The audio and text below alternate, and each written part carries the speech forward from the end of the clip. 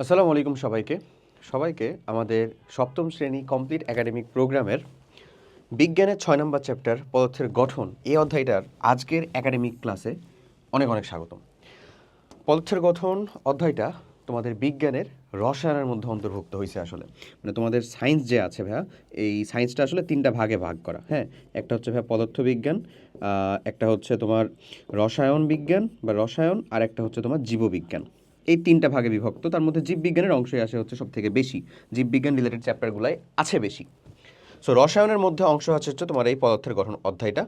এবং তুমি বলতে পারো তোমার ক্লাস 6-এর রসায়নের যতটুকু ধারণা হয়েছে না হয়েছে, হ্যাঁ, 7-এ উঠে শুরু হচ্ছে, ক্লাস 8-এ উঠেও কিন্তু বিজ্ঞানই থাকবে। ক্লাস 8-এ ওঠার পরেও এটা কিন্তু হ্যাঁ বিজ্ঞান থাকবে। 9-10-এ যে এই বিজ্ঞানটা ভেঙে এই তিনটাতে ডিভাইডেড হয়ে যাবে কাইন্ড অফ বলতে পারো।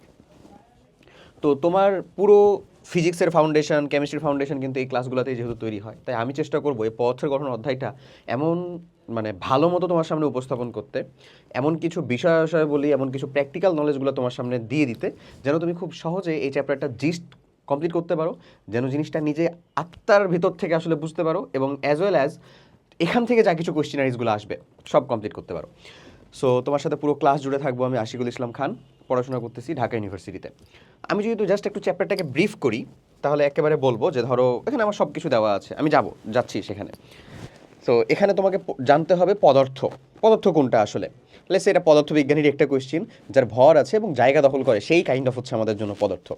তো তুমি তোমার চোখ দিয়ে, চোখটা বন্ধ করা ছাড়া, চোখটা খুললে যা কিছু দেখতেছো বেসিক্যালি সবই কিন্তু ম্যাটার, পদার্থ।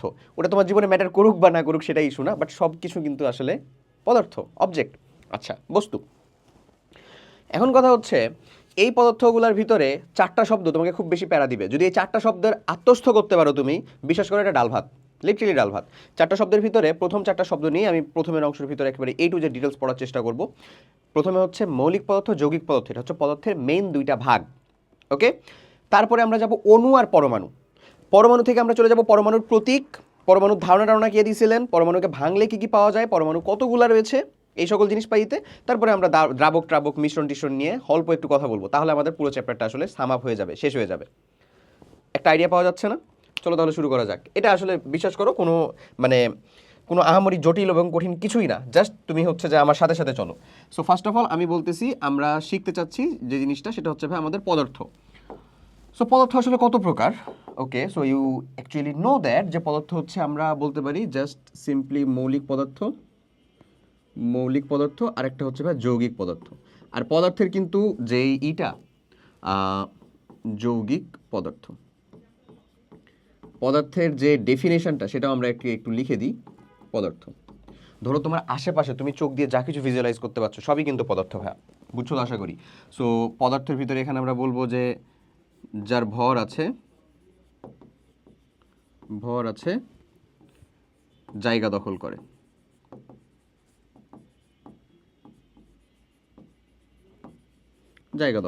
এই দুইটা ক্যারেক্টারিস্টিক থেকে আমরা বলতে পারি যে সে হচ্ছে আমাদের পদার্থ কাইন্ড অফ। ওকে, অপদার্থের পদার্থ। আচ্ছা, এই দুইটা ক্যারেক্টারিস্টিক থেকে আমরা বলতেছি সে হচ্ছে আমাদের পদার্থ। এখন আমি বলে দিলাম পদার্থ হচ্ছে ভাই আমাদের দুই প্রকার, একটা হচ্ছে মৌলিক পদার্থ আর একটা হচ্ছে যৌগিক পদার্থ। ওকে, আমি কিন্তু সব পড়ার ভিতরে যাব। এখন তোমার চোখের আশেপাশে কি দেখতেছো? লেটস সি আমি এখানে বলি, একটা টেবিল দেখতেছি আমি, যেটা কাঠের। এখানে হচ্ছে পলিমার দিয়ে তৈরি করা একটা প্লাস্টিক টাইপের গোডক্স আছে, এখানে ফোম আছে, এটা তো একটা ক্রিস্টাল বডির কি বলে যে স্ক্রিন। আমার হাতে একটা পলিমার দিয়ে তৈরি বা প্লাস্টিক জাতীয় পলিমার দিয়ে তৈরি হচ্ছে যে কলম আছে বা পেন আছে, এখানে ওয়্যার আছে বা তার আছে, এনিথিং এলস যেটা এই ঘরে আছে। তোমার চোখের সামনে তো নিশ্চয়ই অনেকগুলাই আছে, আশা করি বুঝতেছো। তোমার টেবিলে হয়তো এক গ্লাস পানি আছে, আমার এখানে যেমন বোতলে পানি আছে, এমন জিনিসপাতি। ওকে, আবার কিছু খাবার দাবারও রাখা আছে, এখানে একটা হেলমেট আছে। এই যে ডিফারেন্ট পদার্থগুলো ডিফারেন্ট, আবার ওখানে একটা যন্ত্র আছে, সেটাকে আমরা বলি হচ্ছে ওই যে আমাদের স্লাইড ক্যালিপার, যেটা আসলে লোহা দিয়ে তৈরি, বেসিক্যালি স্টেনলেস স্টিল, হোয়াটএভার, লোহা ধরে নাও, লোহা দিয়ে তৈরি। তো this thing are totally different. ফোমের ক্যারেক্টারিস্টিক একরকম, স্টেনলেস স্টিলের ক্যারেক্টারিস্টিক একরকম, আমার পেনের ক্যারেক্টারিস্টিক একরকম না, আমার ওয়াচের ক্যারেক্টারিস্টিক একরকম, আলাদা আলাদা না? এই আলাদা আলাদা হওয়ার কারণ কি? তার গাঠনিক এককের ভিন্নতা। তার যে গাঠনিক মানে প্রত্যেকটা পদার্থের যে গাঠনিক একক আলাদা আলাদা, সেজন্যই কিন্তু এগুলোর ক্যারেক্টারিস্টিকগুলোও আলাদা আলাদা। তারা যে প্রপার্টিগুলো শো করে সেগুলোও আলাদা আলাদা। এতটুকু তুমি বুঝছো? এতটুকু ডাল ভাত হয়েছে তোমার কাছে, যে তার গাঠনিক এককগুলো আলাদা আলাদা। তার মানে পদার্থের একটা গাঠনিক একক আছে, মানে যেটা দিয়ে পদার্থটা মেইনলি গঠিত। পদার্থের যে গাঠনিক এককটা, সব থেকে ক্ষুদ্র যে এককটা, সেটাই কিন্তু হচ্ছে আমাদের, বলতে পারো তুমি, পরমাণু। এখন একটা মৌলিক পদার্থ যৌগিক পদার্থ নিয়ে আলাদা আলোচনা যাবে, আমি যাচ্ছি সেখানে। লেটস সে এখন আমি হচ্ছে জাস্ট তোমাকে দুইটা উদাহরণ দিই, জাস্ট দুইটা উদাহরণ। একটা হচ্ছে লোহার বিশাল রড। লোহার, মাথায় রাখবা, এরকমভাবে পড়ো, বিশ্বাস করো তোমার মানে মনে রাখতে একেবারে বাধ্য তুমি। লোহার বিশাল রড, লোহার তৈরি ধরে নাও একটা বিশাল রড, হ্যাঁ।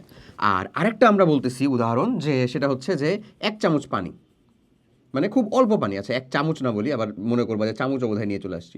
অল্প পানি, অল্প পানি, মানে আমি তোমাকে বড় আর ছোট বুঝালাম, এখানকার ভিতরে কি আমার লোহার বিশাল রডটাই নিশ্চয়ই বড় হবে না?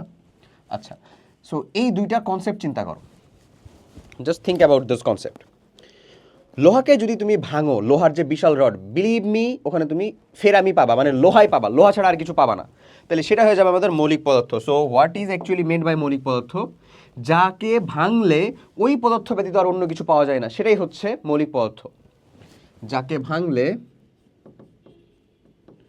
যাকে ভাঙলে ওই পদার্থ ব্যতীত অন্য কিছু পাওয়া যায় না।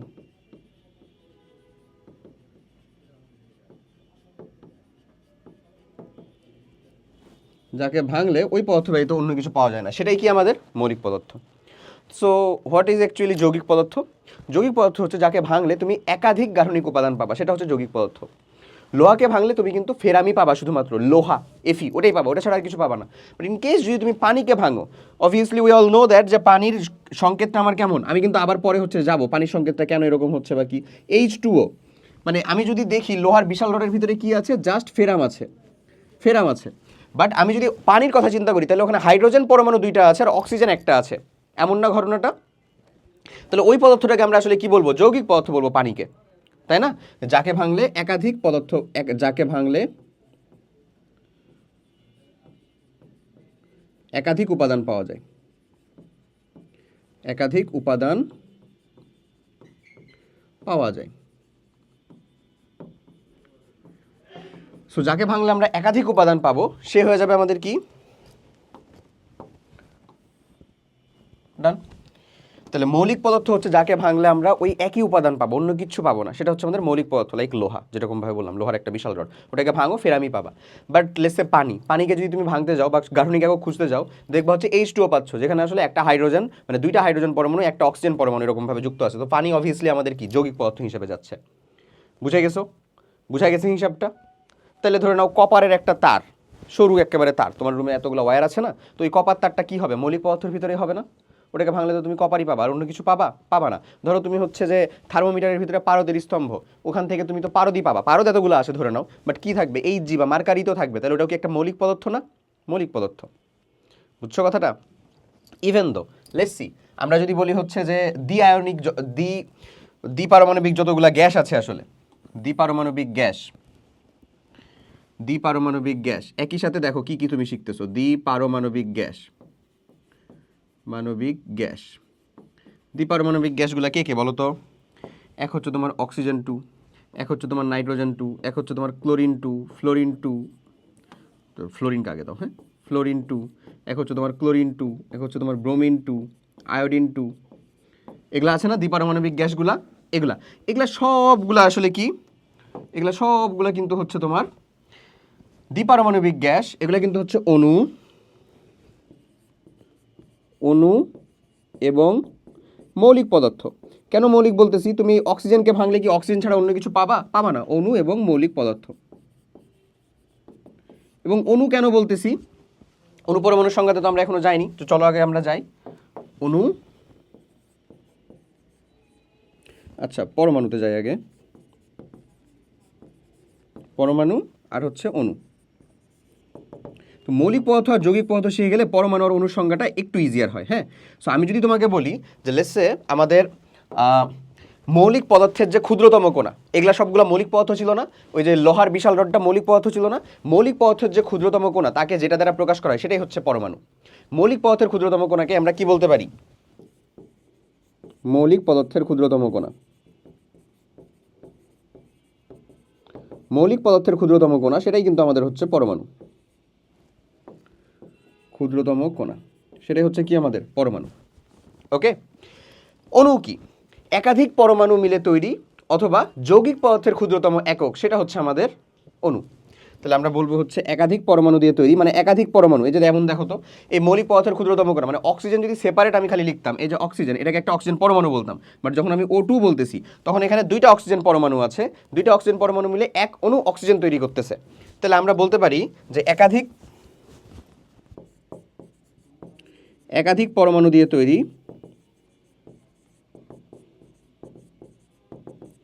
একাধিক পরমাণু দিয়ে তৈরি এবং যৌগিক পদার্থের ক্ষুদ্রতম কণা।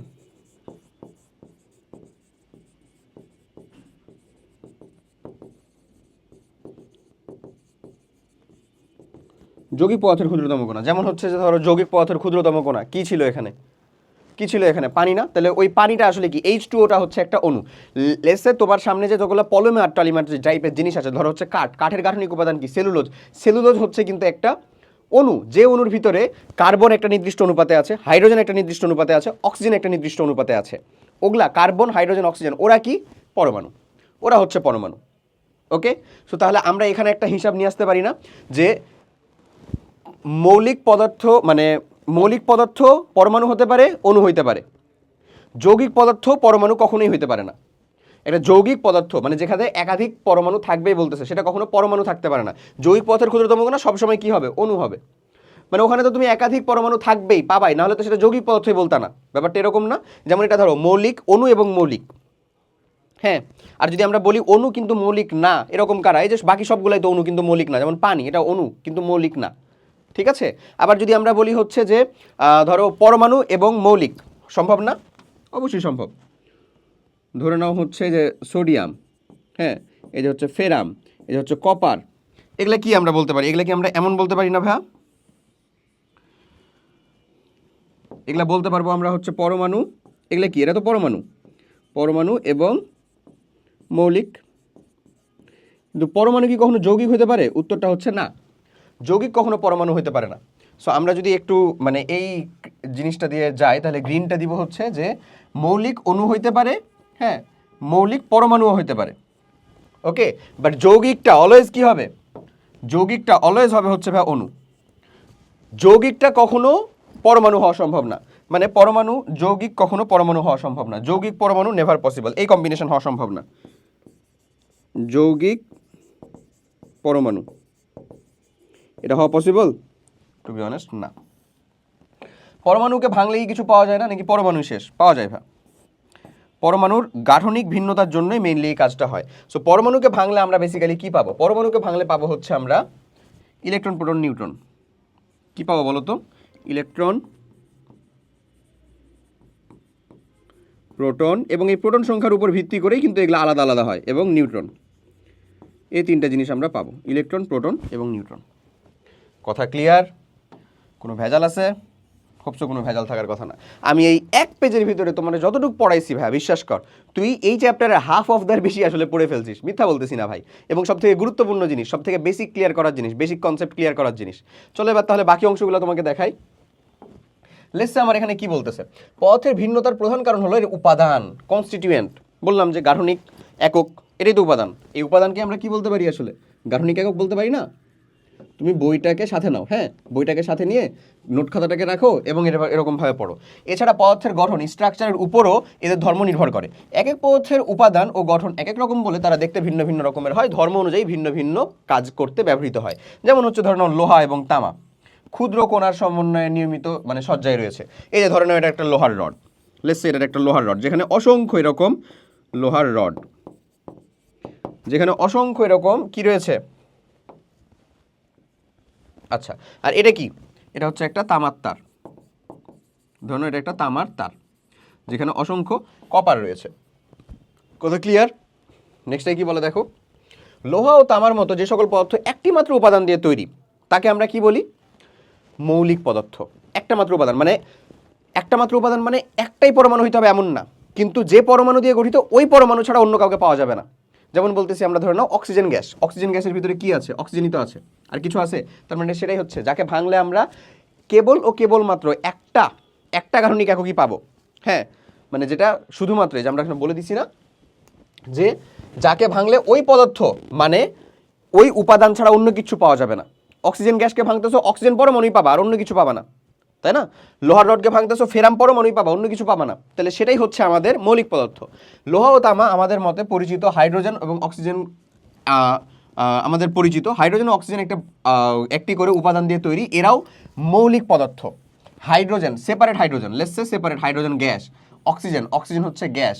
এই গ্যাসগুলোও কি একটা মাত্র পদার্থ দিয়ে তৈরি না? এটাকে যদি ভাঙো কি পাবা? হাইড্রোজেন পরমাণু পাবা না? এটাকে যদি ভাঙো কি পাবা? অক্সিজেন পরমাণু পাবা না? ধরা যাচ্ছে কি বলতেছি?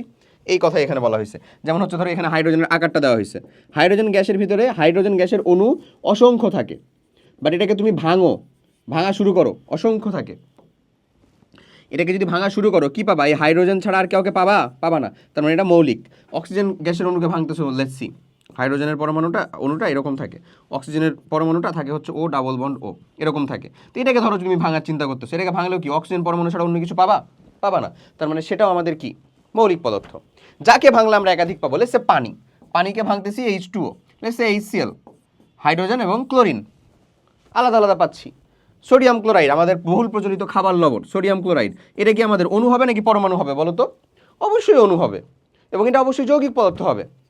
সোডিয়াম একটা আলাদা এন্টিটি, ক্লোরিন একটা আলাদা এন্টিটি, একাধিক পদার্থের সমন্বয়ে গঠিত না, তার মানে অবশ্যই সেটা কি যৌগিক পদার্থ। ওকে, এই যে আলাপটা হচ্ছে এইখানে, এই যে আলাপটা দেখে নাও, এটা হচ্ছে তোমার মৌলিক পদার্থের কথা বলতেছে, হ্যাঁ, আর এটা হচ্ছে যৌগিক পদার্থ। তাহলে আমরা এখানে যদি একটু বলে দিই এক্স্যাক্টলি, সেটা হচ্ছে ওই উপাদান ছাড়া ভিন্ন কিচ্ছু না, ওই উপাদান ছাড়া ভিন্ন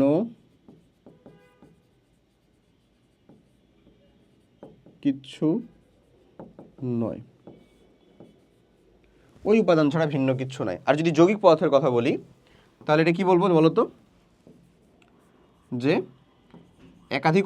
একাধিক পরমাণু বা একাধিক উপাদানের সমন্বয়ে গঠিত।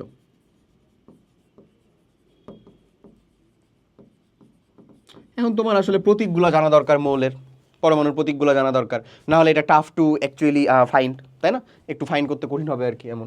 তাহলে একাধিক উপাদানের সমন্বয়ে গঠিত, এই যেমন হচ্ছে যে এখানে দেখো ওই একই উপাদান, এই যে ব্লু কালারের যেটা, সেটা একটাই দেখানো হয়েছে, ওটাই দেখানো হয়েছে, ওটা দিয়ে তৈরি।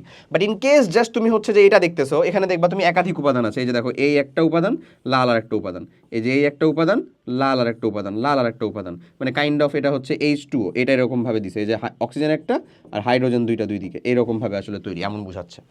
তো এটা যৌগিক পদার্থ। ক্লিয়ার কথা? বোঝা গেছে? ওকে, তো দেখো এই যে লবণ হলো, লবণের সংকেত আমরা কি বললাম বলতো ভাইয়া? Sodium chloride. সো লবণ হলো সোডিয়াম এবং ক্লোরিন নামক দুইটি উপাদান দিয়ে গঠিত একটি পদার্থ। আর চিনি হলো কার্বন হাইড্রোজেন অক্সিজেনের সমন্বয়ে গঠিত একটি উপাদান। লেটস সে আমার হচ্ছে যে চিনি, ভুল লিখছে এখানে না, আচ্ছা, তো এটাকে উল্টাপাল্টা করে দিচ্ছে, নো ইস্যুস, আমরা হচ্ছে এটাকে ঠিক করে দিচ্ছি। এই যে C12H22O11, এটা হচ্ছে আমাদের ভাইয়া চিনি, আর এই যে এইটা হচ্ছে আমাদের সেই সল্ট, সোডিয়াম ক্লোরাইড, এটা হচ্ছে আমাদের সেই সল্ট। ওকে, এটা হচ্ছে আমাদের সেই সল্ট। এখন বলতেছে এটা তো সল্ট, এটাকে যদি আমরা ভাঙি কি কি পাচ্ছি? সোডিয়াম পাচ্ছি এবং ক্লোরিন পাচ্ছি। তো সোডিয়াম আর ক্লোরিন পাচ্ছি, এটা কি তাহলে আমাদের মৌলিক পদার্থ নাকি যৌগিক পদার্থ? চোখ বন্ধ করে আমাদের কি যৌগিক পদার্থ, একাধিক উপাদানের মাধ্যমে তৈরি না, একটা হচ্ছে সোডিয়াম, একটা হচ্ছে ক্লোরিন। এগেন যদি চলে আসো চিনির ভিতরে কি আছে? C6 না, C12H22O11 এমন আছে না? সো এটা কি কার্বন, হাইড্রোজেন এবং অক্সিজেনের সমন্বয়।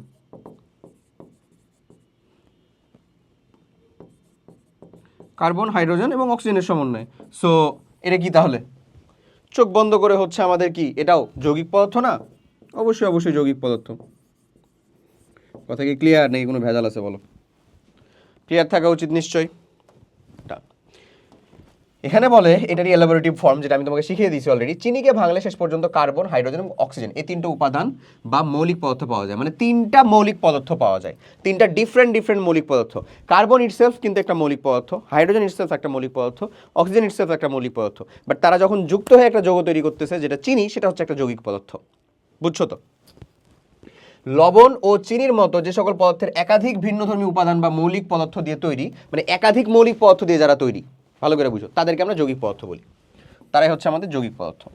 এখানে আসলে একটি মৌলিক পদার্থ লোহা জলীয় বাষ্পের উপস্থিতিতে অপর একটি মৌলিক পদার্থ অক্সিজেনের সাথে বিক্রিয়ার মাধ্যমে মরিচা সৃষ্টি করে, যা আয়রন অক্সাইড নামে যৌগিক পদার্থ।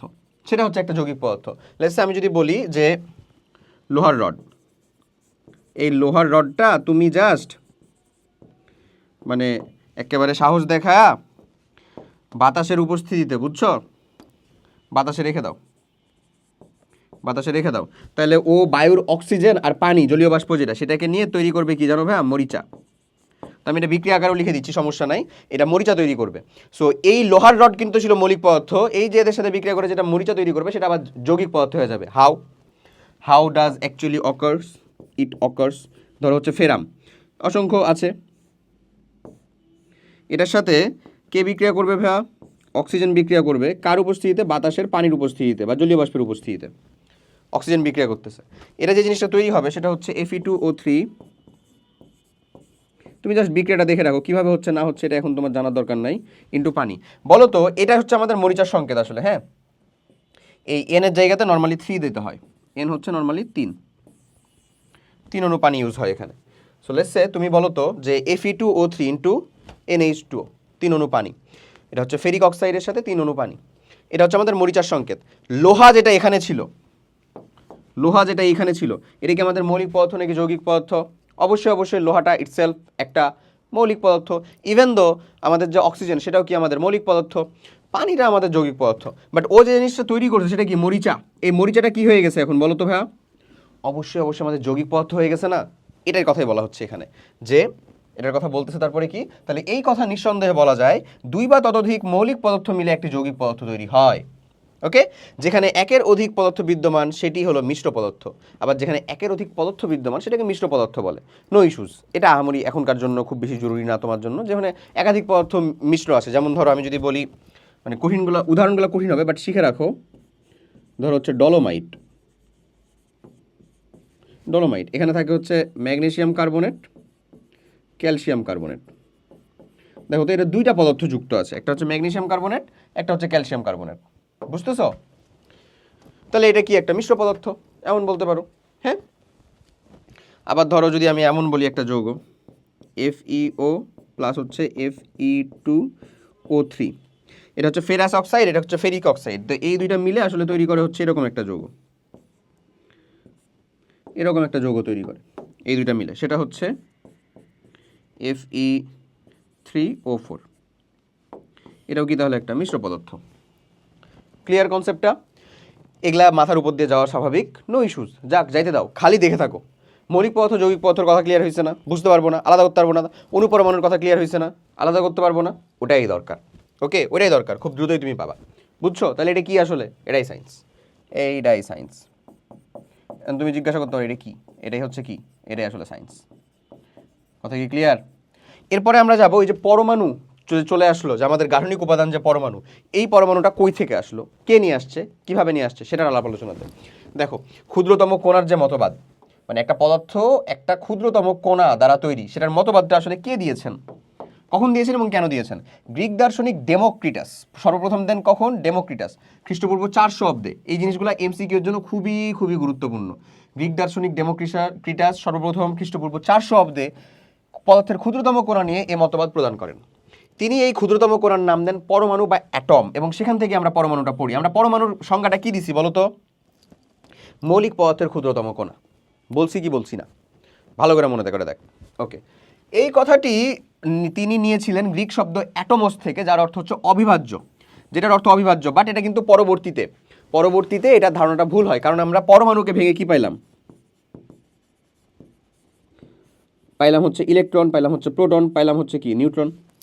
ইলেকট্রন, প্রোটন, নিউট্রন, এই তিনটা পাইছি না পরমাণুকে ভেঙে আমরা? Yes, we got it. তো অবিভাজ্য, যা ভাঙা যায় না, যার অর্থ হচ্ছে কি ভাঙা যায় না। দার্শনিক প্লেটো ওই যে গ্রিক দার্শনিক ডেমোক্রিটাস খ্রিস্টপূর্ব 400 অব্দে প্রথমে বললেন অ্যাটমেসের কথা, তারপরে দার্শনিক প্লেটো এবং অ্যারিস্টটল তার মতবাদের সাথে দ্বিমত পোষণ করেন এবং অ্যারিস্টটলের মতে পদার্থসমূহ অবিচ্ছিন্ন এবং ভাঙনের কোনো সীমা নেই, অর্থাৎ যতই ভাঙা হোক না কেন পদার্থের কণাগুলো ক্ষুদ্র থেকে ক্ষুদ্রতর হতে থাকে। এটাও যে মতবাদ একেবারে সঠিক হলো এমন না। উনি বলে গেলেন ছোটটাকে, মানে তুমি এই যে ধরো আমি যদি তোমাকে বলি এটা ডিফারেন্সিয়েশনের একটা কনসেপ্ট, ডিফারেন্সিয়েশন তুই পড়বি কখন বলতো? 11-12 যে এসএসসি শেষ করার পরে।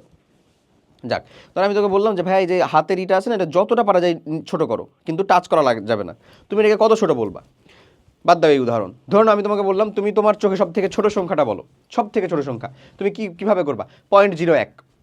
আমি যদি বলি 0.001, কেউ যদি বলে 0.00001, কেউ যদি বলে 0.0 পরে 1 কোটি জিরো তারপরে 1, কেউ যদি বলে 0.0 পরে 1 কোটি একটা জিরো তারপরে 1, তাহলে এভাবে কি করে আসলে তুমি ছোট নির্ণয় করতে পারবা না। সো আমাদের আবার এই দার্শনিক প্লেটো সাহেব বললেন যে এরকমভাবে আসলে কোনো ছোট নির্ণয় করাই সম্ভব না। দার্শনিক প্লেটো এবং অ্যারিস্টটল সাহেব যে ছোট যত করতে থাকবে তত ছোট হতে থাকবে এমন, বাট সেটা আলটিমেটলি আসলে সাস্টেন করে নাই, মানে সেটা আসলে সত্য না। ওকে, জিনিসটা সাস্টেন করে নাই এটা।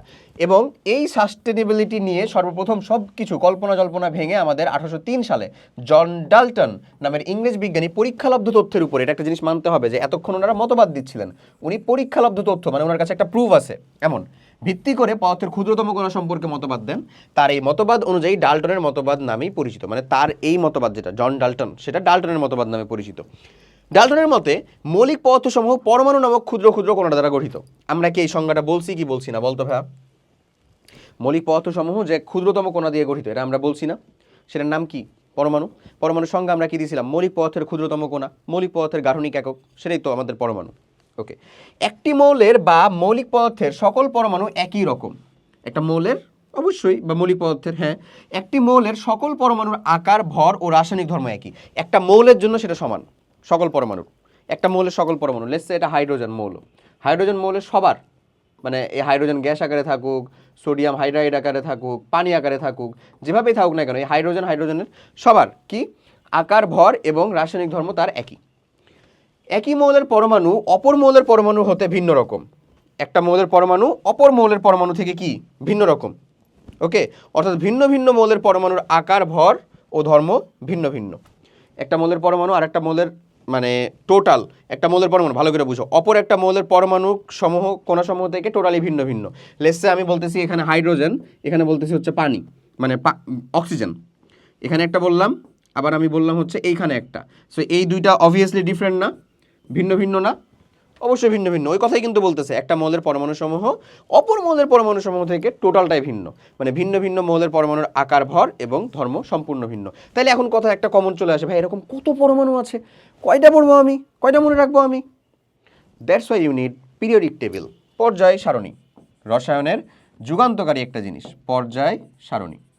এই পর্যায় সারণীর মাধ্যমে তুমি জানতে পারবা এই রকম মৌলের সংখ্যা হচ্ছে 118টি, এবং তুমি তোমার আশেপাশে চতুর্দিকে যা চোখে যতদূর সীমানা যায় না কেন ততদূর পর্যন্ত যা কিছু দেখতে পাচ্ছ ওই সকল মৌলের গাঠনিক একক অবশ্যই 118টা মৌলেরই কোনো না কোনো একটা অথবা একাধিকটা অথবা 2 এধিক 3 এধিক 4 এধিকটা।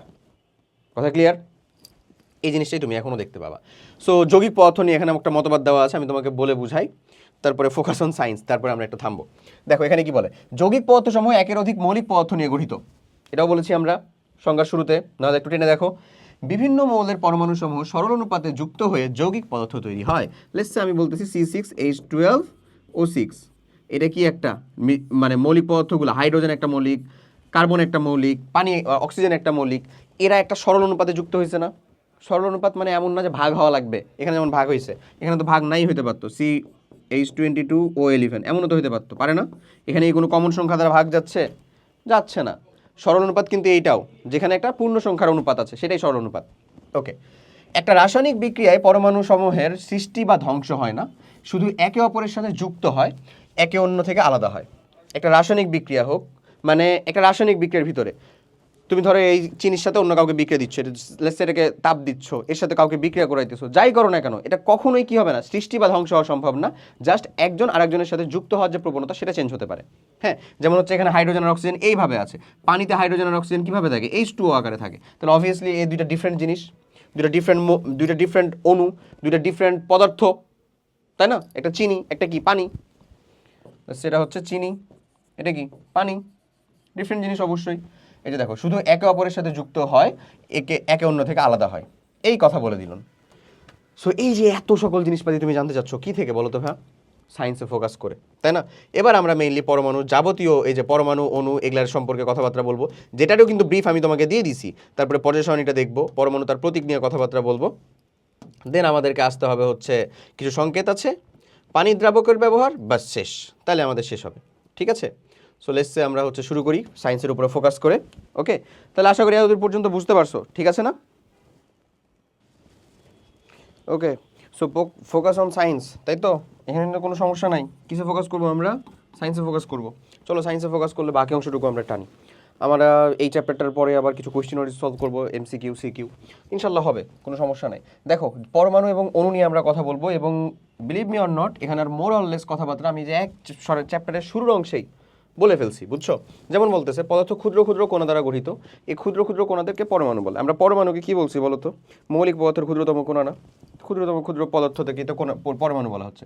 পরমাণু সাধারণত স্বাধীন বা মুক্ত অবস্থায় থাকতে পারে না, ওরা অন্যজনের সাথে যৌগ গঠন করতে চায়। তো যৌগ গঠন করলে সেটা কি হয়ে যাবে? আবার অণু হয়ে যাবে না? একাধিক পরমাণু যেখানে আছে, একাধিক পরমাণু যদি সেম পরমাণুই হয়, লেটস সে ধরে না হচ্ছে অক্সিজেন আছে, অক্সিজেনের এটাকে আমরা পরমাণু বলতেছি। ও একা একা থাকতে পারে না, হয় ও আরেকটা অক্সিজেনের সাথে মিলে O2 তৈরি করবে, অথবা কিছু হাইড্রোজেনের সাথে মিলে H2O তৈরি করবে। তাহলে ও ছিল হচ্ছে ভাই আমার পরমাণু, ভালো করে বুঝো। ও ছিল হচ্ছে ভাইয়া তোর এই যে এ হচ্ছে কি পরমাণু, এ হচ্ছে তোর পরমাণু।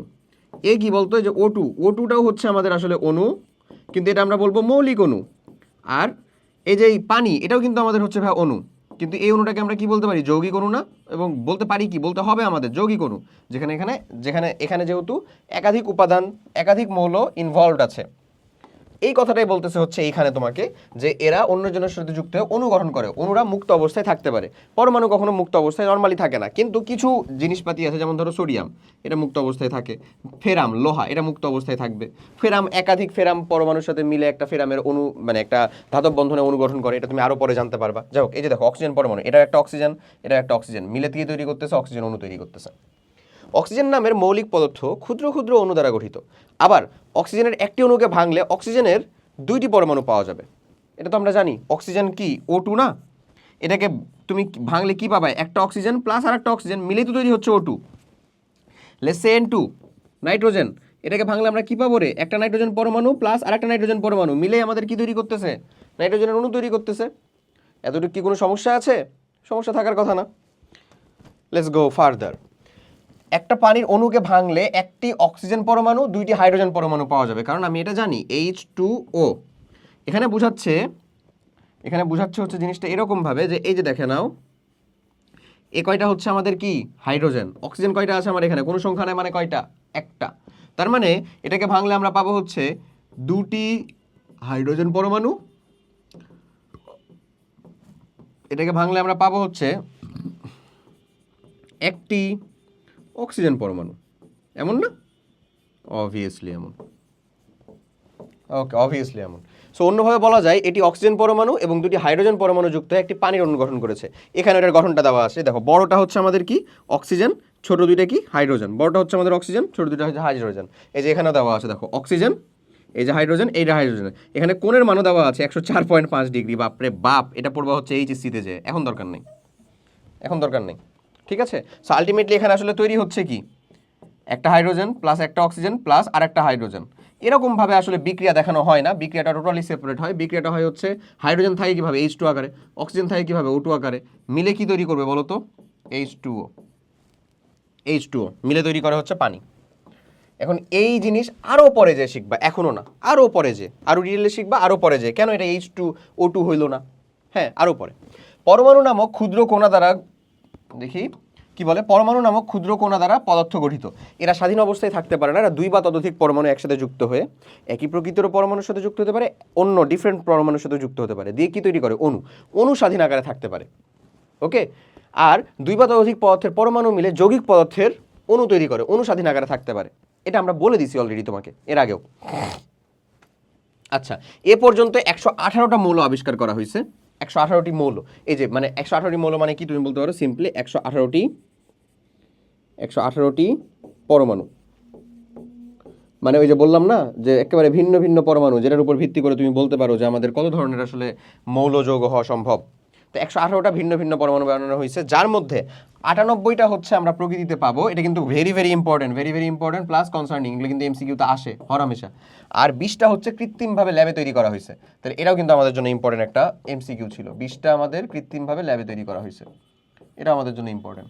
তবে মৌলিক পদার্থ, আচ্ছা, প্রতিটি মৌলিক পদার্থেরই একটি নাম আছে, একটা নাম আছে, এবং ওই নামটাকে আমরা রিপ্রেজেন্ট করার জন্য, মৌলিক পদার্থেরটা ভালো করে বুঝো, মৌলিক পদার্থের নামটাকে আমরা রিপ্রেজেন্ট করার জন্য, লাইক এই যে তুমি যে হচ্ছে বলতেছো এই যে হাইড্রোজেন, এটা একটা কি মৌলিক পদার্থ না? এটাকে আমরা রিপ্রেজেন্ট করার জন্য কি ইউজ করতেছি বলো তো ভাই? এইচ। তো এই যে হাইড্রোজেন একটা মৌল, এই মৌলিক পদার্থকে রিপ্রেজেন্ট করার জন্য আমরা যেটা ইউজ করতেছি সেটাকে বলা হয় তার প্রতীক। কি বলা হয়? প্রতীক। হাইড্রোজেনের যে সংক্ষিপ্ত রূপটা, হ্যাঁ, সেটা এদের সংক্ষিপ্ত এবং সুবিধাজনকভাবে প্রকাশ করার জন্য। যেমন হিলিয়ামকে আবার কি আমরা শুধু হাইড্রোজেন দিয়ে মানে এইচ দিয়ে প্রকাশ করি না, এইচ ই দ্বারা প্রকাশ করি হিলিয়াম। সোডিয়ামকে তো আমরা এন এ দ্বারা প্রকাশ করি, শুধু এন দ্বারা তো না। নাইট্রোজেনকে আমরা শুধু এন দ্বারা প্রকাশ করি।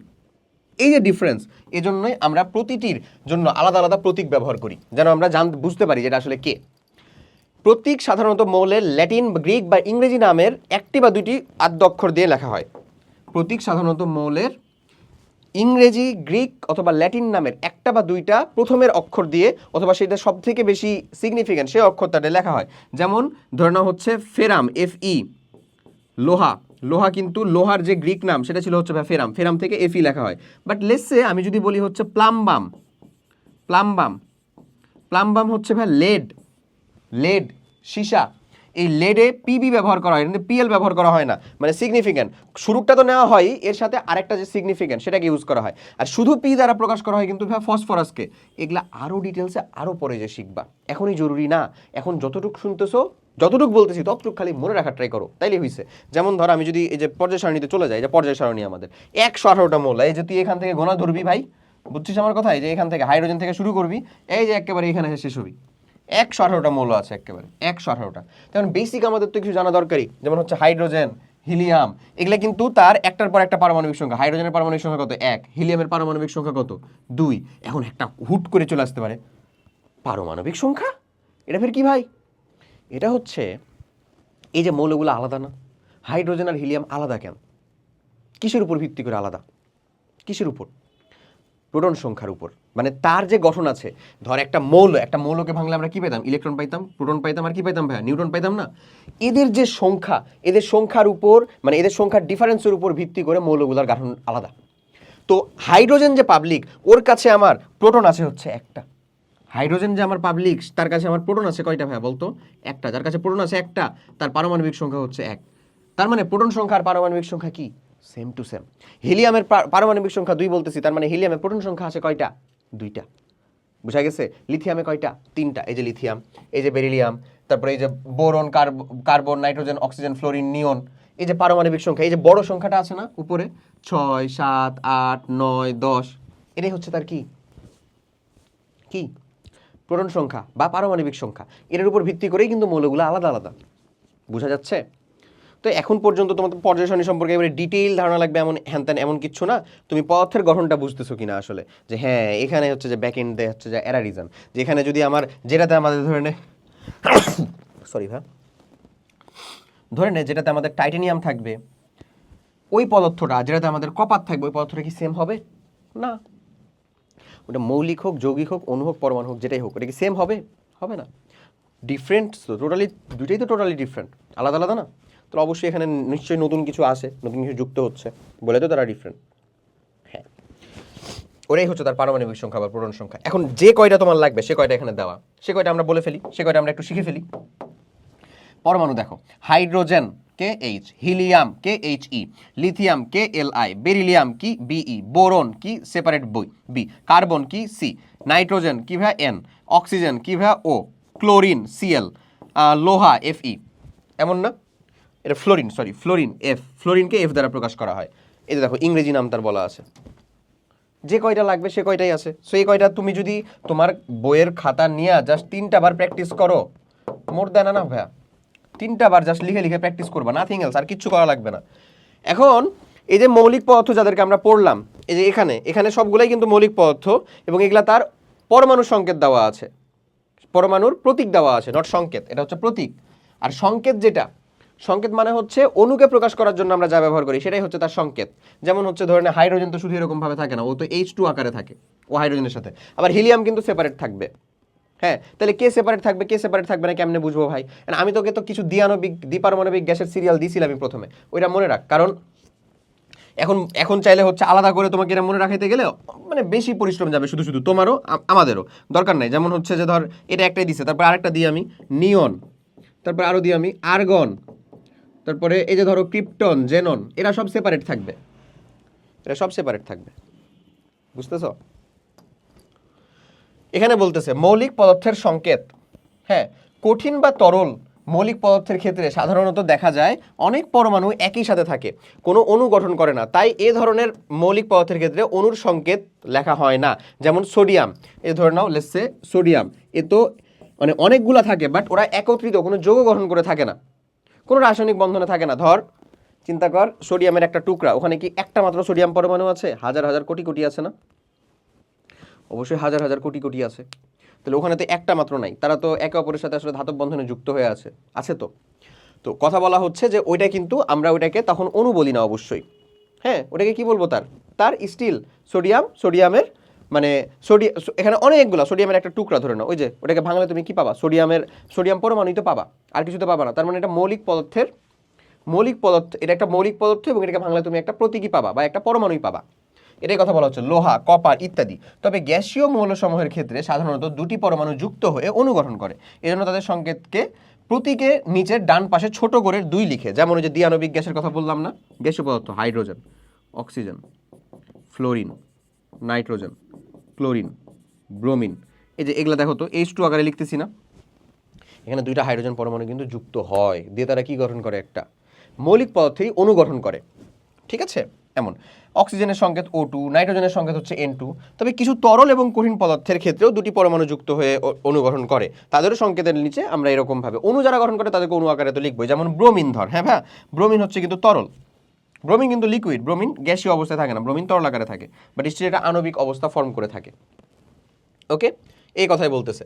এই দেখো হাইড্রোজেন, মানে যার এখানে দেওয়া আছে ওই কয়টা, যে যাদের আমাদের আণবিক অবস্থা এবং পারমাণবিক অবস্থা আলাদা, তাদেরটা সিরিয়াল করে দেওয়া আছে। তো ওই কয়টা আমরা মনে রাখতেছি। হাইড্রোজেন, এটার আণবিক অবস্থা কি? H2, পারমাণবিক অবস্থা কি? শুধু হাইড্রোজেন। নাইট্রোজেন কি? N2, অক্সিজেন কি ভাই? O2, fluorine F2, chlorine Cl2, bromine Br2, iodine I2। এই আকারে, মানে এটা দ্বিপারমাণবিক গ্যাস। আমি তো বললাম এখানে কয়টা পরমাণু আছে, 2টা করে পরমাণু আছে না, তার মানে এটাকে কি বলতে পারি আমরা? দ্বিপারমাণবিক গ্যাস। এটা আমি ওই যে একেবারে শুরুতে বলে দিছিলাম, মানবিক গ্যাস, দ্বিপারমাণবিক গ্যাস। এখানে বলতেছে যৌগিক পদার্থের সংকেত। যৌগিক পদার্থের সংকেত থেকে বোঝা যায় যৌগটি কি কি মৌল বা পরমাণু গুচ্ছ দিয়ে এবং কি কি অনুপাতে তৈরি। সো আমি যদি তোমাকে বলি, তুমি 2টা জিনিস আসলে শিখলা, প্রতীকটা হচ্ছে কি আসলে? পরমাণু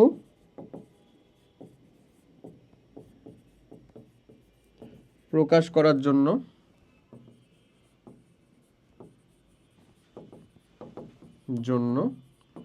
যা ব্যবহৃত, পরমাণুকে প্রকাশ করার জন্য যা ব্যবহৃত হয়। যৌগিক, আচ্ছা কি এটা হচ্ছে যে প্রতীক, আর এরপরটা কি ছিল? সংকেত। সংকেতটা কি তাহলে ভাই? সংকেতটা হচ্ছে অণুকে, এখানে বলাই হয়েছে ওই জিনিসটা, যে যৌগিক পদার্থের সংকেত থেকে বোঝা যায় যৌগটি কি কি মৌল বা পরমাণু গুচ্ছ দিয়ে বা কি কি অনুপাতে মেইনলি তৈরি হচ্ছে, অণুকে প্রকাশ করার জন্য।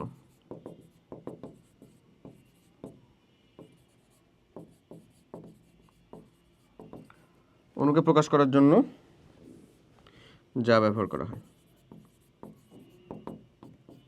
বুঝা কি গেছে কথাটা? জিনিসটা কিন্তু এইরকম। লেটস সে আমি যদি বলি, ধরে নাও হচ্ছে যে এখানে আমি দিলাম হচ্ছে সোডিয়াম, এখানে আমি দিচ্ছি হচ্ছে ধরে নাও ফেরাম, এখানে আমি দিচ্ছি হচ্ছে হিলিয়াম, এগুলো আমাদের সবগুলা কি? এটা হচ্ছে শুধু হাইড্রোজেন দিলাম। তো এটা হচ্ছে আমাদের সবগুলা সংকেত। আমি যদি এখানে বলি তাহলে এটা দিচ্ছি হচ্ছে H2O, এখানে দিচ্ছি ধরে নাও আমরা সোডিয়াম ক্লোরাইড, এখানে দিচ্ছি আমরা hydrogen chloride HCl, hydrochloric acid দিতে পারি। তাহলে প্রতীক আর সংকেত সম্পর্কে কথা বোঝা গেছে। প্রতীক একটা এন্টিটি, সংকেত একটা এন্টিটি। প্রতীক হচ্ছে আমরা মৌলকে প্রকাশ করার জন্য, পরমাণুকে প্রকাশ করার জন্য যা ইউজ করব সেইটা। আর সংকেত হচ্ছে ভাইয়া, সংকেত কি বলতো? সংকেত হচ্ছে আমরা অণুকে প্রকাশ করার জন্য যা ইউজ করব সেইটা। ওকে, আচ্ছা। সো এইখানে এবার বেশ কিছু যৌগ দেওয়া, যে যৌগগুলা হচ্ছে আমরা মানে তার নাম দেওয়া আছে। সো নো ইস্যুস, আমরা যৌগগুলো দেখবো, যৌগগুলোর নামগুলোকে শেখার চেষ্টা করবো, যেটা অবশ্যই অবশ্যই আমাদের জন্য জরুরি আসলে, যৌগগুলো এবং যৌগগুলোর যে নাম। ওকে, এই যৌগগুলোর নামগুলো আমরা যদি নিজের খাতায় প্র্যাকটিস করি তাহলেই এনাফ। আমি তোমাকে এটা মনে রাখার বেসিক টেকনিক বা উপায় বলে দিব, নো ইস্যুস। লেটস সে আমরা শুরু করি। আমরা যদি শুরু করি তাহলে এটা হচ্ছে যে ধরো ধাতু, কিছু ক্ষেত্রে অধাতু। এখন ধাতু কি অধাতু কি? ধাতু হচ্ছে যাদের শেষে আম থাকে, সিম্পলি বলতে পারো, যেটাকে তুমি উচ্চারণ করতেছো এবং তার নামে শেষে আম আছে। Let's say sodium, potassium, magnesium আছে না? তার মানে হচ্ছে আম থাকে উচ্চারণে। আরও যদি তোমাকে আমি স্পেসিফিকভাবে বলি তাহলে যারা ইলেকট্রন ত্যাগ করে, এখন ইলেকট্রন জিনিসটাই তো তোমার কাছে ক্লিয়ার না, আবার ইলেকট্রন ত্যাগ করে কেমনে বুঝবা? অধাতু কি বাকিগুলো যেগুলো সেগুলো অধাতু এবং অপধাতু। আচ্ছা, অধাতু যুক্ত হয়ে যোগের নাম থাকে, আইড থাকে, যেমন সোডিয়াম ক্লোরাইড, ক্লোরিন থেকে chloride, calcium oxide, potassium iodide. দেখো সবগুলা কিন্তু দেওয়া আছে, আমি বলতেছি এমন না। সালফার ডাইঅক্সাইড, কার্বন ডাইঅক্সাইড, যৌগুলার নাম যেন আমরা বলতে পারি। সালফার ডাইঅক্সাইডে কে কে আছে? সালফার আছে আর অক্সিজেন আছে। সালফার একটা আছে, অক্সিজেন কয়টা আছে? দুইটা আছে। কার্বন ডাইঅক্সাইডে কার্বন একটা আছে, অক্সিজেন কয়টা আছে? দুইটা আছে। এগুলো তো আমাদের জানার কথা, বোঝার কথা। ওকে, একটি অধাতু কয়েকটি অক্সিজেন মিলে একটি পরমাণু গুচ্ছ তৈরি করে, একটি মাত্র পরমাণুর মতো কাজ করে। এই পরমাণু গুচ্ছের সাথে ধাতু যুক্ত হয়ে গঠন করলে তাদের শেষে আইট বা এট থাকে। আইট বা এট এখানে বুঝাইতেছে মেইন জিনিসটা, সেটা হচ্ছে দেখো এগুলা শেষে ড ড ড ড, এগুলার সাথে ট ট ট ট। পরমাণু গুচ্ছ মিলে যখন একটা যৌগ তৈরি করতেছে তখন সেটা আবার হচ্ছে ভাই তাদের একটা নাম বলা হয়, সেটা হচ্ছে যৌগমূলক। এটা তুমি ক্লাস 8-এ যা শিখতে পারবা, তার আগে না। কি বলা হয়? Radical or যৌগমূলক। রেডিক্যাল অথবা যৌগমূলক মানে দেখতে যৌগের মতো বাট আচরণ করে মৌলের মতো। যেমন ধরো SO4, এটা 2- এটা হচ্ছে একটা যৌগমূলক। তাহলে ক্যালসিয়াম সালফেট, এই যৌগমূলকের নামই হচ্ছে সালফেট। এই যে দেখো এই জন্য সালফেট দিছে। তারপরে SO3, এটা হচ্ছে সালফাইড, যখন একটা কমে যাবে তখন আইট, বেশি থাকলে এট, কমে গেলে আইট। ধরো হচ্ছে পটাশিয়াম নাইট্রেট, পটাশিয়াম নাইট্রাইট, দেখো মিলতেছে কিনা। সোডিয়াম কার্বনেট, অ্যালুমিনিয়াম ফসফেট, এই জিনিসগুলা, এই যৌগগুলা একটা ভালো মতন দেখে রাখলা, শিখে রাখলা। এখন কোথায় এখানে 2 হচ্ছে, 3 হচ্ছে, হ্যান ত্যান, এগুলা শিখতে গেলে তোমাকে একটা জিনিস জানতে হবে, সেটা হচ্ছে ভাই ভ্যালেন্সি বা যোজনী। কি? ভ্যালেন্সি বা যোজনী, যেটা অবভিয়াসলি তুমি এখন জানো না, এবং যেটা আমি বলতে গেলে তুমি মাথার মধ্যে ইনশাল্লাহ সর্ষে ফুল দেখা শুরু করবা। সো আমি এটা যখন তোমার দরকার তখনই বলি, এখন প্রয়োজন নাই। ক্লিয়ার? এবার চলে আসো এই যে পরমাণু, এদেরকে ভাঙলে তুমি কি পাবা? যেটাও আমি বলে দিছি, কি পাবা বলো তো? ইলেকট্রন, প্রোটন আর নিউট্রন, এই 3টা জিনিস পাবা। ওকে, পরমাণুকে ভেঙে আরও ক্ষুদ্র কণায় পরিণত করা যায়। পরমাণু ভেঙে মূলত যে 3টি কণা পাওয়া যায় তা হচ্ছে ইলেকট্রন, প্রোটন এবং নিউট্রন। ওকে, আধুনিক গবেষণায় এটি প্রমাণিত যে পরমাণুর কেন্দ্রে থাকে নিউট্রন এবং প্রোটন, আর কেন্দ্রের চারিদিকে বৃত্তাকার কক্ষপথে ইলেকট্রন ঘুরতে থাকে। পরমাণুর কেন্দ্রে, এই যে ধরো এই যে কেন্দ্র, এই যে একটা কেন্দ্র, এই কেন্দ্রের ভিতরে কে থাকবে? প্রোটন আর নিউট্রন থাকবে, এবং ইলেকট্রন থাকবে কি বাইরে, এটা বাইরে ঘুরতে থাকবে। এবং নিরপেক্ষ অবস্থায় পরমাণুতে প্রোটন এবং ইলেকট্রন সমান সংখ্যায় থাকে। লেটস সে আমার হিলিয়ামের পারমাণবিক সংখ্যা কত বলছি আমি? 2। তাহলে হিলিয়ামের পারমাণবিক সংখ্যা যদি 2 হয়, তাহলে আমাদের হিলিয়ামে কয়টা প্রোটন সংখ্যা? কয়টা? 2টা। পারমাণবিক সংখ্যা আর প্রোটন সংখ্যাটা সেম। আর নিরপেক্ষ অবস্থায় মানে যখন কোনো ইলেকট্রন ত্যাগও করেনি, গ্রহণও করেনি, ও আর কি কোনো যৌগ গঠন করেনি, তখন সেম সংখ্যক কে থাকবে? ইলেকট্রনও থাকবে। এই কথা বলতেছে এখানে। ওকে, একই ধরনের একটি পরমাণুতে সমান সংখ্যক ইলেকট্রন ও প্রোটন থাকে বললাম। নিউট্রনের সংখ্যাটা আলাদা হতে পারে। নর্মালি 1 থেকে 20 পর্যন্ত নিউট্রন আর প্রোটন কাইন্ড অফ কাছাকাছি সমান থাকে। দ্যাটস ওয়াই নিউট্রন আর প্রোটন কাছাকাছি সমান থাকে, তাই নিউট্রন আর প্রোটনকে যোগ করে একটা ভর সংখ্যা নামে জিনিস বলা হয়। হ্যাঁ, ওই ভর সংখ্যাটা প্রোটন সংখ্যা জাস্ট ডাবল হয়ে যায়। বুঝছো? কাছাকাছি সেম থাকে তার মানে সবগুলোতেই সেম থাকবে এমন না। সোডিয়াম, লেটসে সোডিয়ামের যদি আমি কথা বলি, সোডিয়াম এখানে প্রোটন আছে হচ্ছে ভাই 11টা, যেহেতু এর পারমাণবিক সংখ্যা 11। এখানে নিউট্রন আছে হচ্ছে ভাই 12টা, আর ইলেকট্রন তাহলে কয়টা থাকবে বলো তো? 11টা ইলেকট্রন থাকবে অবশ্যই। এই হিসাব না? এই হিসাব। উল্লেখ্য যে একমাত্র হাইড্রোজেন পরমাণুর কেন্দ্রে কোনো নিউট্রন থাকে না। এই যে একটা গুরুত্বপূর্ণ ইনফরমেশন পাইলাম। কে? একমাত্র হাইড্রোজেন পরমাণুর কেন্দ্রে কোনো নিউট্রন থাকে না। হাইড্রোজেন, এখানে কেবল একটা মাত্র প্রোটন থাকে আর একটা ইলেকট্রন থাকে, কোনো নিউট্রন থাকে না, বাদ বাকি সবগুলোতে নিউট্রন থাকবে। অর্থাৎ হাইড্রোজেন পরমাণু ভাঙলে এর কেন্দ্রে একটি প্রোটন ও বাইরে একটি ইলেকট্রন পাওয়া যায়। অন্যদিকে হিলিয়াম পরমাণুর কেন্দ্রে 2টি প্রোটন 2টি নিউট্রন আর বাইরে 2টি ইলেকট্রন থাকে। আমরা অক্সিজেন পরমাণুর কেন্দ্রে 8টা প্রোটন 8টা নিউট্রন এবং 8টা ইলেকট্রন পাবো বাইরে। কেন্দ্রে পাবো কি 8টা প্রোটন আর 8টা নিউট্রন। কেন্দ্রে থাকবে কারা? এই যে এই দুইজনের ভিতরে এই দুইজন থাকবে হচ্ছে ভাই কেন্দ্রে, এই দুইজন থাকে, এই দুজনের অবস্থান কি? কেন্দ্রে। আর এইটার অবস্থান কি? এটার অবস্থান হচ্ছে বাইরে নির্দিষ্ট কক্ষপথে।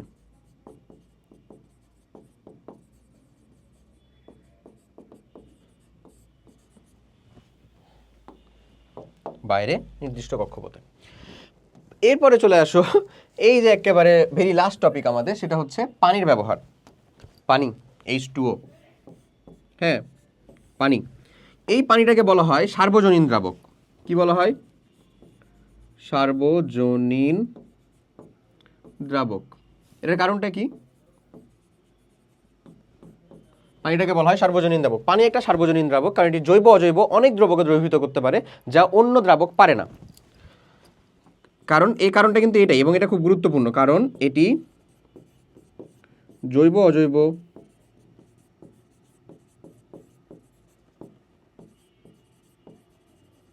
অনেক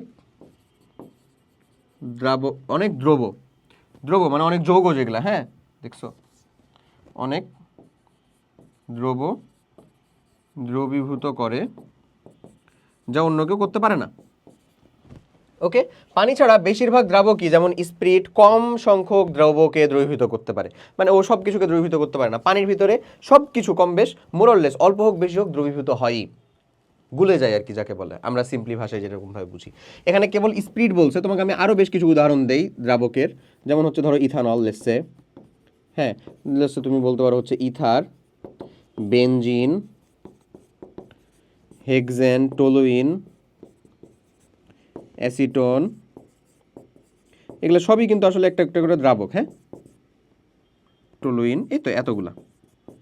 বাট এগুলোর ভিতরে আদর্শ সব থেকে ভালো সার্বজনীন দ্রাবক যে, সে কে? আমাদের পানি। Clear? So want to drink water with me?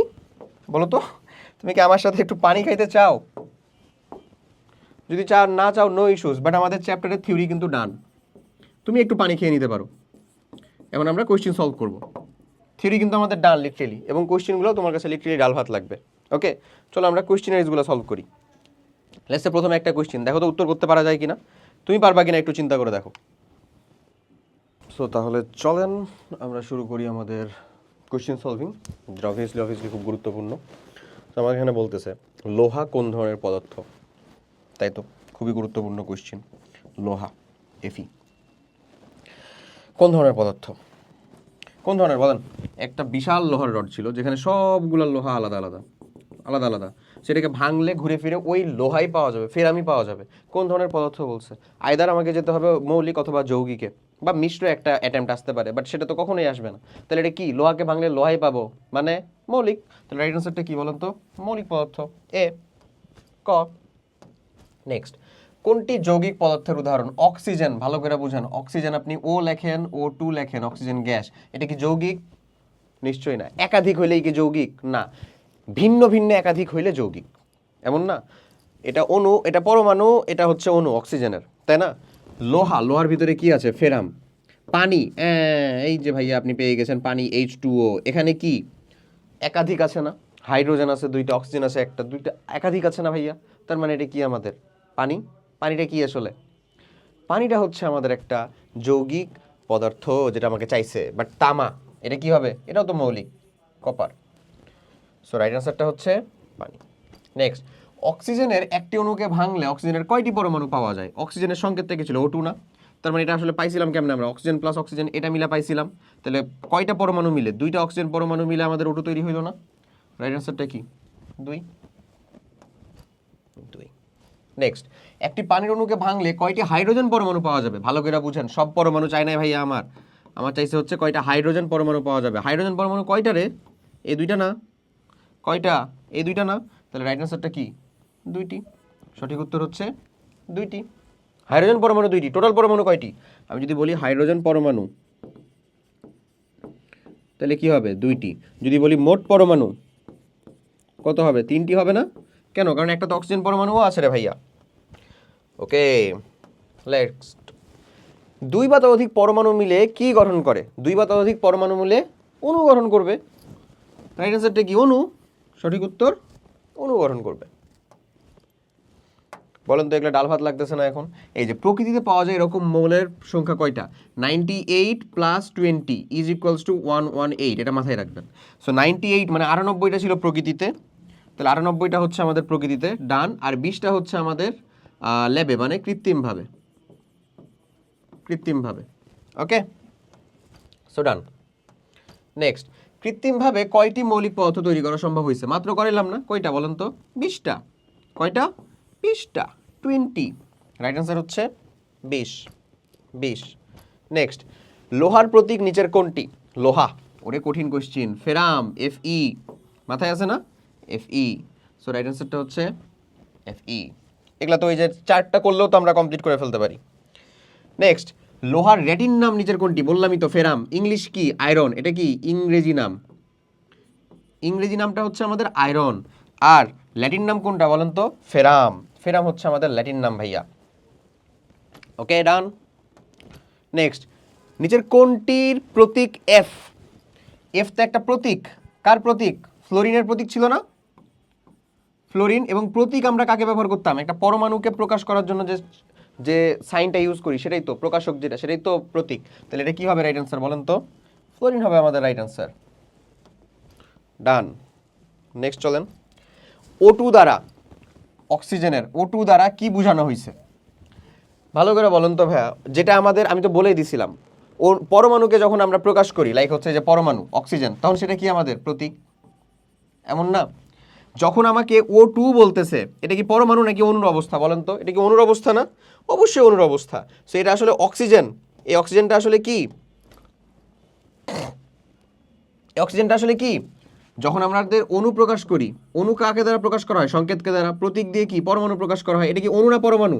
অবশ্যই অণু। তার মানে রাইট অ্যান্সারটা কি হবে? সংকেত হবে। কি হবে রাইট অ্যান্সার? সংকেত। নেক্সট, খাবার লবণের সংকেত কি? খাবার লবণ আমাদের কি ছিল বলেন তো? আদর্শ আয়নিক যৌগ, সোডিয়াম ক্লোরাইড। করলাম না? Sodium chloride. একটা সিঙ্গেল কোশ্চেন আছে যেটা আমরা পড়ি নাই চ্যাপ্টারের বাইরে, ইনশাল্লাহ না। মিথেন গ্যাসের সংকেত কি? এইটা বাইরে, এই যে বললাম চলে আসছে, CH4, মিথেন গ্যাস। একটু জেনে রাখবো। ওকে। আর এখানে CH2 আছে, CH2 নামে কোনো যৌগ তৈরি হতে পারে না।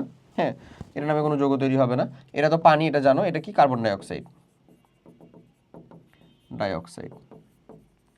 তাহলে এটা আমাদের সঠিক উত্তরটা কি? CH4, methane. CH4। Sohel school থেকে বাড়ি ফিরলে মা তাকে চিনি দিয়ে এক গ্লাস শরবত বানিয়ে দিলেন। খুব ভালো কথা। কি দিয়ে? চিনি দিয়ে। চিনির সংকেতটা কি ছিল ভাইয়া? C12H22O11 এমন। শরবত বানাতে যে উপাদানটি কোন ধরনের পদার্থ? মৌলিক, যৌগিক, মিশ্র, একক? যৌগিক পদার্থ না। কার্বন আছে, হাইড্রোজেন আছে, অক্সিজেন আছে, যৌগিক পদার্থ। গুড। তো এটা রাইট অ্যান্সার কিন্তু যৌগিক পদার্থ।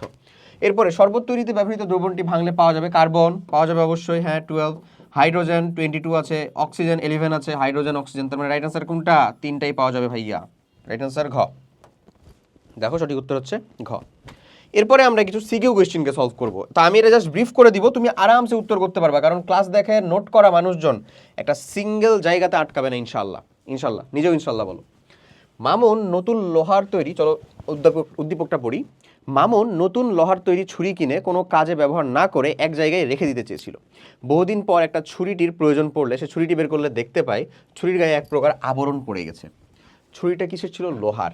লোহা দীর্ঘদিন রেখে দিছো, কি পড়বে বলো তো? মরিচা না? বেসিক কমন সেন্স না? আমি বিক্রিয়াও দেখাইছিলাম না? NH2O, তাহলে Fe2O3 ইন্টু NH2O, তাহলে এটাই তো পড়ছে।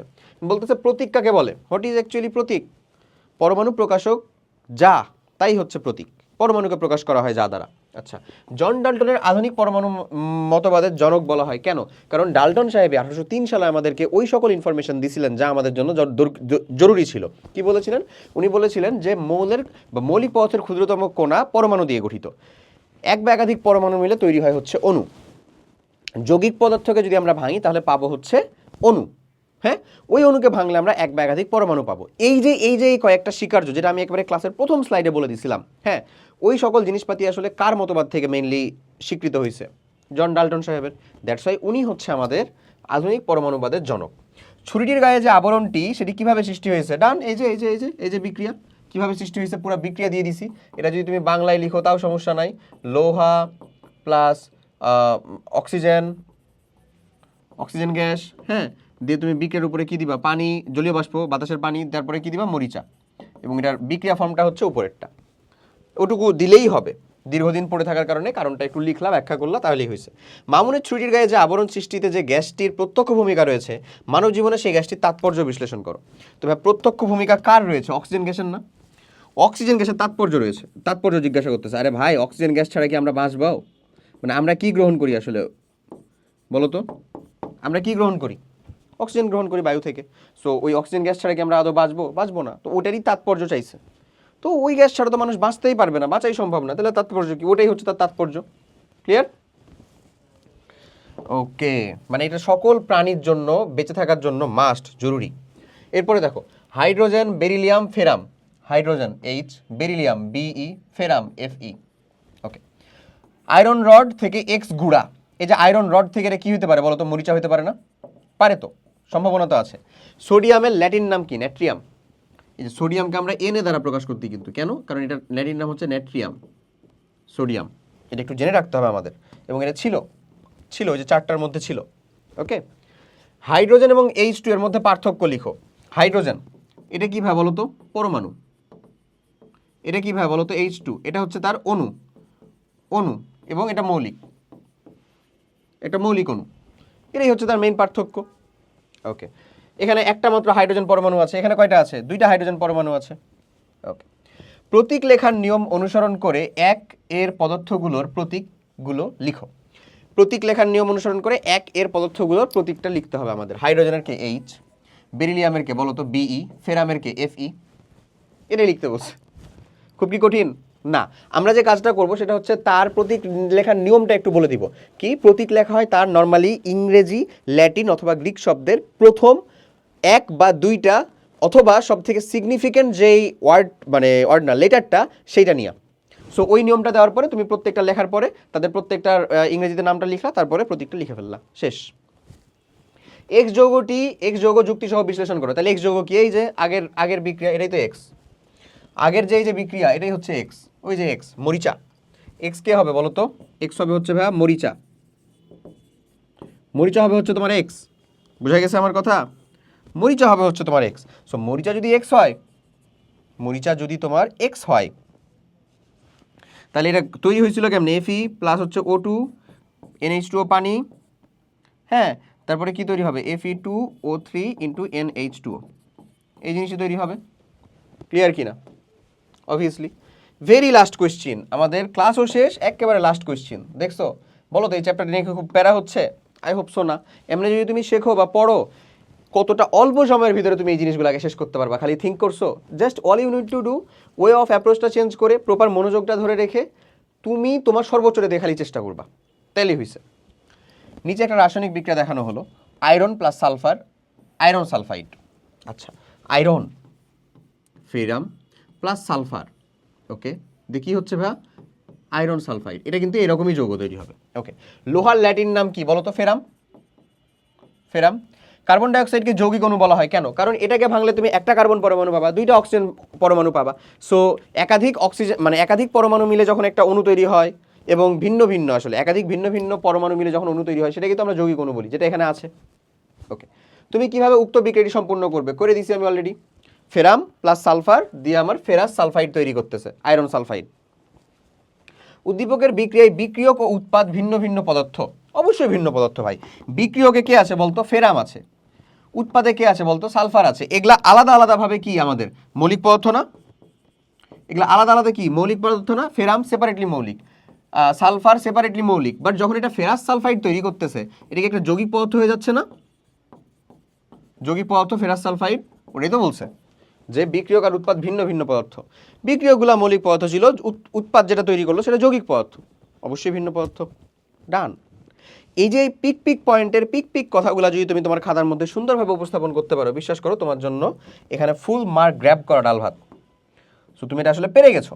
ওকে, so done, thank you, thanks a lot. আসলে টু মাচ টায়ার্ড লাগতেছে আমার, কেন জানি দুপুরে কি খাইছি আমি ভুলে গেছি। আচ্ছা যাই হোক, তো থ্যাংক ইউ ভাইয়া একেবারে শেষ অবধি কমপ্লিট করার জন্য। আশা করি তুমি বুঝছো।